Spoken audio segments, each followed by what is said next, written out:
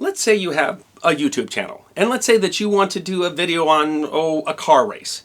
Now, if you have viewers both inside and outside the United States, that raises a challenge for you, because as the cars are racing, the viewers are going to demand that you show their speed in both metric units, that is kilometers per hour, and US customary units, that is miles per hour, or else somebody will complain. That's not a hypothetical scenario. It actually happens. I can tell you that from direct experience. But it does raise an interesting question, and that is, why is the United States, which is the world's largest economy, and in fact has been the world's largest economy since 1871, one of only 7 countries on Earth that has not officially adopted the metric system as their primary system for weights and measures? There's actually a term for how a country moves to the metric system. It's called metrication, and the history of metrication is actually quite interesting. It is history that deserves to be remembered. Standard systems of weights and measurements are of great value to trade and are evident in many ancient civilizations. There's evidence that by 500 BC, the Greek Empire had standardized their system of weights and measures and required merchants to test their measuring devices against official standards. For example, the Greeks developed the measure pous, meaning foot, which was 16 dactyli, or fingers. By looking at ancient descriptions of still existing examples of Greek architecture, we're able to determine that a pous was 308.2 millimeters, or 12.13 inches. The Hellenic system appears to have been influenced by Mesopotamian systems. Standards of measurement in the ancient Akkadian Empire were issued as early as the 24th century BC. The Roman system was relatively well documented, and the pes, or Roman foot, was somewhat smaller than the Greek pous. While the finger and foot were common ways for ancient civilizations to measure length, weight often started with the measure of a grain of wheat. The development of the English system of weights and measures was based on Roman and Anglo-Saxon systems of weights and measures. The earliest record of English measures had to do with Saxon coinage. In 1527, the weight of an English penny was 24 grains. That was called the pennyweight, and it formed the basis of the troy units of weight, which are still used today for weighting precious metals. King Henry VII established a system of measure in 1495, derived from the system of measurements created in the ancient kingdom of Wessex, using a bushel, which could be further divided into pecks, dry gallons, dry quarts, and dry pints. Yes, the peck was in use for centuries before the first known publication of the tongue twister, Peter Piper picked a peck of pickled peppers, in 1813. That system, which later would become known as the Winchester system, was clarified and expanded by Queen Elizabeth I in 1588 with the Exchequer Standards. The system was still rather confusing. For example, a gallon of ale was measured by volume and a gallon of wine was measured by weight. The system was finally standardized with the Weights and Measures Act of 1824, creating the Imperial Standard, which came into use throughout the British Empire and is still the official system of measurement used today by the independent state of Samoa. The Imperial Standard standardized many measures still recognized and used in various contexts today, such as miles, furlongs, fathoms, and acres. But the Weights and Measures Act came after the United States had earned its independence. Thus, the U.S. system, called United States Customary Units, is also based on the older English system, but differs in many ways from the imperial system. For example, a U.S. gallon is slightly more than 83% of an imperial gallon, and thus car mileage ratings rated in imperial gallons will be higher than miles per gallon ratings offered by the American Environmental Protection Agency. The yard and the pound were standardized based on the British counterparts, but many other U.S. customary measurements vary by state and industry. Most Americans do not understand the complexity of their own system, even today. For example, what's a bushel? According to the Chicago Mercantile Exchange, a bushel of corn is 56 pounds, while a bushel of oats is 38 pounds. The idea of a simpler system that was derived from standard natural measures is largely attributed to a 17th century French abbot and scientist named Gabriel Mouton. Using an approach typical of the thinking in the Age of Enlightenment, he suggested standard measures based on, for example, the length of 1 minute of arc of the Great Circle of the Earth, something today called the nautical mile, or the length of a pendulum with a frequency of 1 beat per second. The system fit the Republican political motivations of the French Revolution. The French National Assembly devised the system in 1790 in the midst of the French Revolution.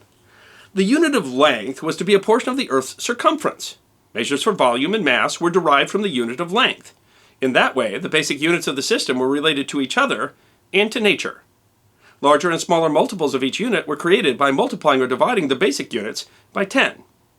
The basic unit was named the meter, derived from the Greek word meaning measure, which was equal to 1/10,000,000th of the distance from the North Pole to the equator along the meridian running near Dunkirk in France and Barcelona in Spain.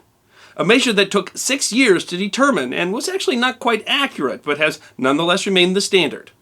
Other measures were all derived from there.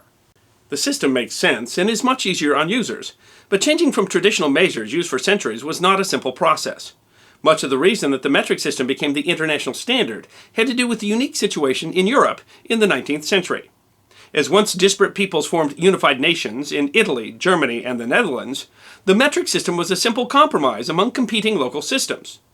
Portugal and Spain largely shifted to facilitate trade with France, which then drove metrication in Central America, where emerging nations were eager to embrace modernity. Other nations joined both for simplification and in the name of international trade, although many still retained various bits of previous systems. The United Kingdom was particularly resistant to changing from its own imperial system. In 1965, the UK committed to the process of metrication, largely to better facilitate trade with Europe.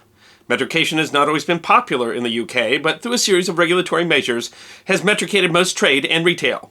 There are notable exceptions, especially in transportation, where road signs and distant markers still use imperial units, and only limits on vehicle height or width might be listed in metric units. Polls still show considerable resistance to further changes. Metrication in the UK helped to drive metrication throughout the Commonwealth. China began the conversion under the nationalist government in 1925, but many traditional Chinese units continued to be used until the State Council of the People's Republic of China mandated that they be transitioned by 1990. But how is it that the U.S., who, along with its dependent territories of the Federated States of Micronesia, the Marshall Islands, and Palau, and the country of Liberia, still have not committed to full metrication and continue widespread use of U.S. customary units? The difference impacts international trade, but the effect has been more direct. In 1999, the nearly $200 million Mars Climate Orbiter was lost due to a calculation error that was the result of a contractor calculating in U.S. customary measurements and NASA calculating in metric measurements. That question is particularly interesting since the U.S. was a particularly good fit for metrication. Thomas Jefferson, who had been instrumental in devising the decimal-based U.S. coinage system, had suggested a similar system of weights and measures in 1790. In 1866, Congress passed a law which allowed but did not require the use of the metric system. Unlike Great Britain, the U.S. had been a signatory of the 1875 Meter Convention, which created the International Bureau of Weights and Measures, and has as its purpose designing and standardizing the metric system.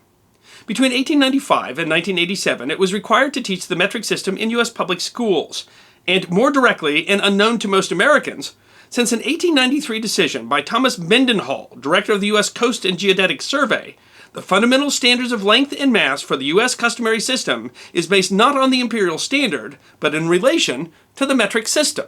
So while we continue to use yards and pounds, those are actually defined in terms of meters and kilograms. The numbers change in 1959, but the actual definition of a U.S. yard is 0.9144 meters. So why do we still use yards, gallons, pounds, and temperature Fahrenheit? Certainly there is a financial cost involved in changing machinery and designs, but much of the reasoning has to do with tensions between the United States and France at the point that official U.S. weights and measures were being determined. Despite French assistance during the American Revolution, relations soured towards the end of the 18th century, and the USA and France neared war over the 1795 Jay Treaty and the XYZ affair.